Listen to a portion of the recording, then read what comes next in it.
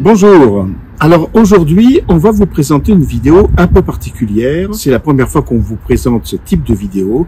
Il s'agit de 16 locataires qui ont mis leur bailleur au tribunal et qui ont obtenu des dommages et intérêts très importants puisqu'ils s'élèvent à plus de 1200 € par famille. Et donc cette vidéo va avoir plusieurs moments. Il y aura le moment où le juriste vous expliquera comment il a fait et comment il a organisé la procédure. Il y aura également le moment où un responsable de l'association vous expliquera les différentes modalités qu'ils ont mises en place pour mobiliser les locataires. Et puis on verra dans un autre moment les locataires se réunir et fêter un peu ce moment. Et puis enfin, je remettrai personnellement l'échec aux locataires et là vous verrez qu'ils sont particulièrement contents. Donc je vous souhaite un bon visionnage et surtout allez jusqu'au bout.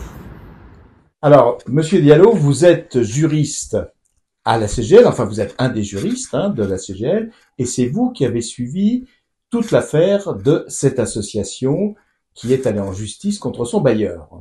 Alors, dites-nous comment ça a commencé cette affaire. Je suis cette association depuis plusieurs années.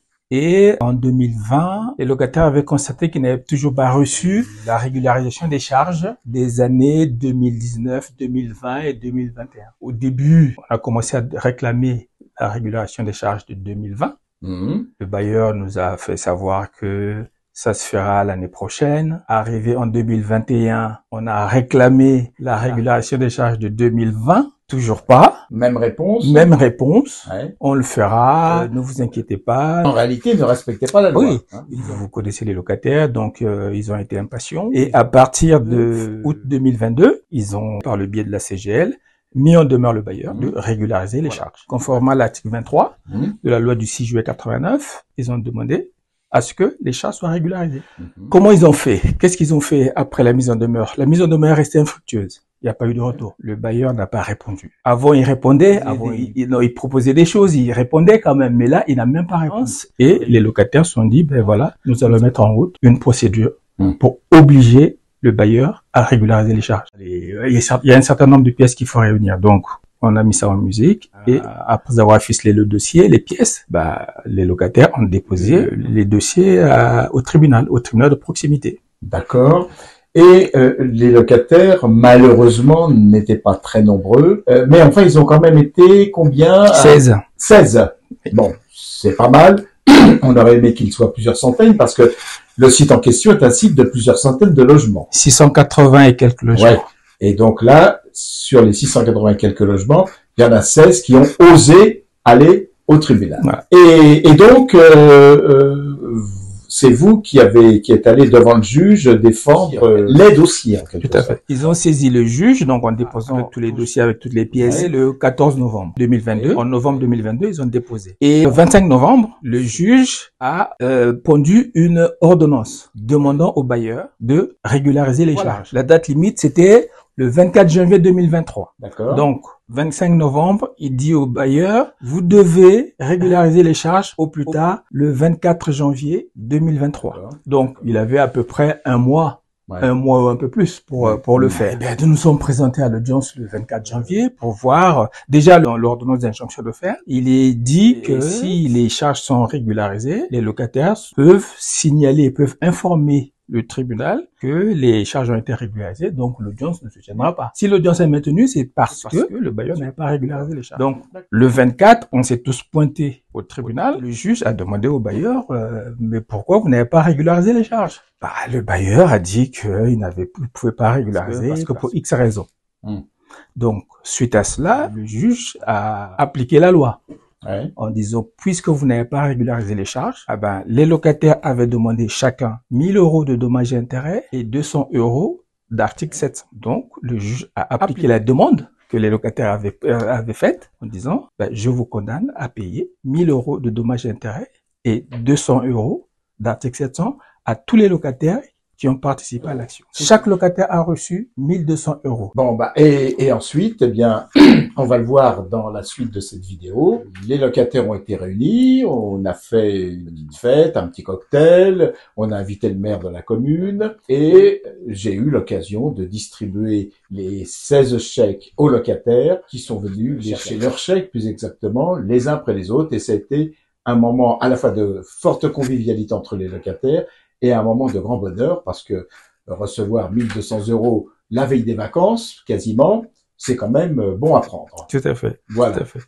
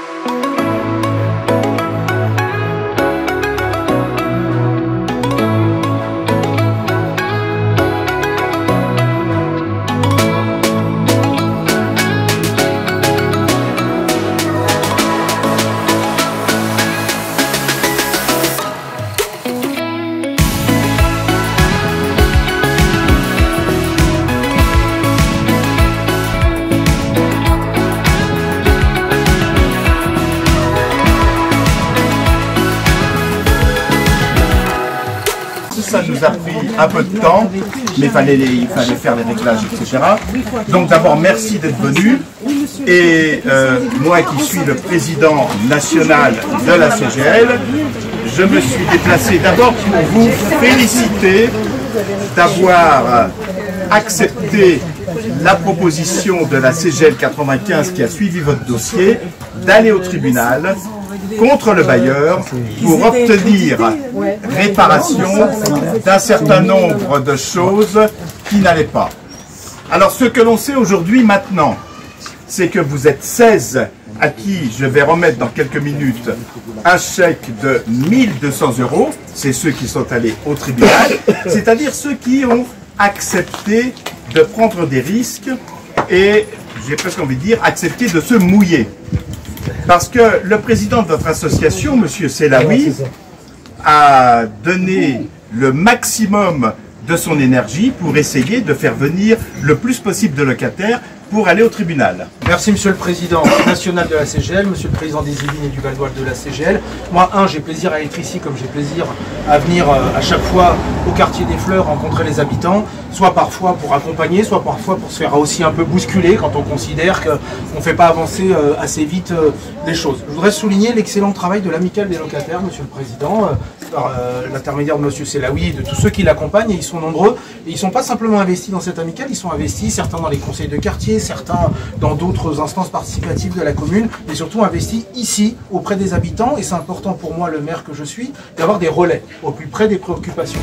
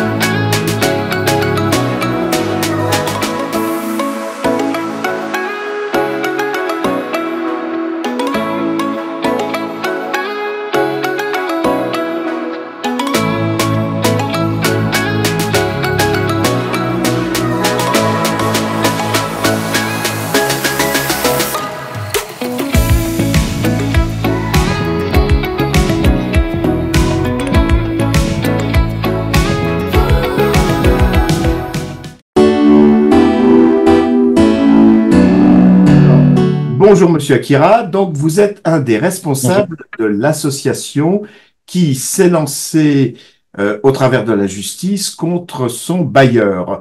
Rappelez-nous un peu qui est votre bailleur et comment cette affaire a commencé finalement. Alors notre bailleur c'est CDC Habitat. CDC Habitat est arrivé à partir de 2018, 2019 et donc a repris l'ensemble des logements qui se trouvent à Carrière-sous-Poissy, à savoir le quartier des Fleurs. J'ai eu vent qu'il existait une amicale des locataires qui est présidée par Monsieur Selaoui.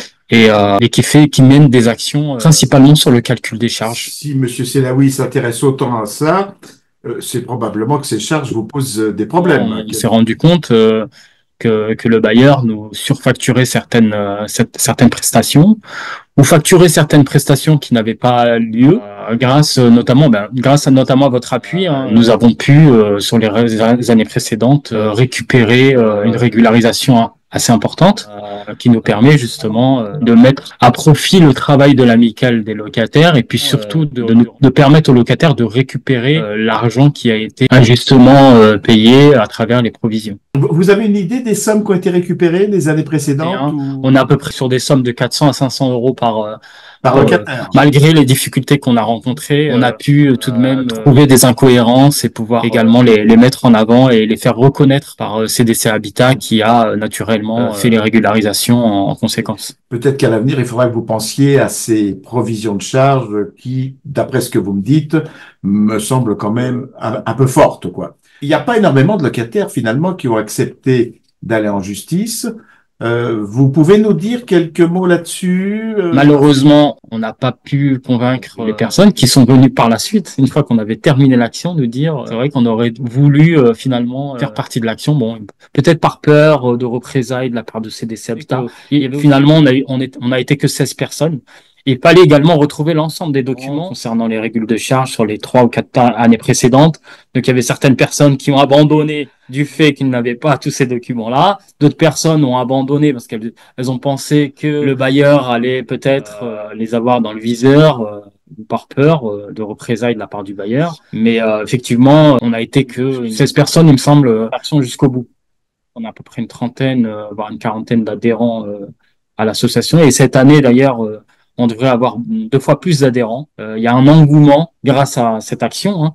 Il y a un engouement de la part des locataires qui ont vu que voilà, on peut mener des actions en justice, on peut gagner face aux bailleurs, on peut obtenir gain de cause et des dommages et intérêts. Et donc là maintenant tous les locataires sont vraiment motivés et ils veulent vraiment adhérer. Donc, mais j'ai pu faire une réunion d'information cette semaine où j'avais énormément de personnes qui sont venues, qui n'étaient jamais venues auparavant.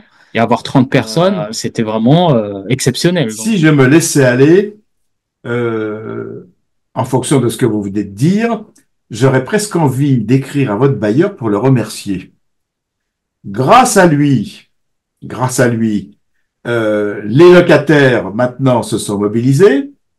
Grâce à lui, vous créez un groupe WhatsApp. Grâce à lui, le nombre d'adhérents de l'association a fortement augmenté. Merci, monsieur le bailleur. Tout à fait. Bah, c'est un mal pour un bien, on va dire. Là, vous êtes en train de démontrer ce que peut être l'utilité d'une association sur un site. Au travers de cette vidéo, le message que nous souhaitons faire passer aux gens, c'est aux gens qui vont la regarder, c'est ne baissez jamais les bras, défendez vos droits, regroupez-vous en association, affiliez-vous à une organisation nationale. Alors évidemment, là je vais vendre ma soupe.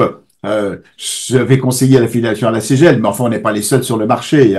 Mais il faut vraiment que dans notre société qui comporte beaucoup d'inégalités, les gens prennent leur destin en main, sinon ils se feront toujours avoir, et notamment dans le secteur. Voilà. En tout cas, Monsieur Akira, merci pour ces informations et puis encore une fois, toutes nos félicitations pour les résultats que vous avez obtenus. Bravo. Merci et moi je tenais à vous remercier également Monsieur Fréchet, Monsieur Diallo et l'ensemble de la CGL pour leur travail, leur accompagnement, leur sérieux, leur professionnalisme.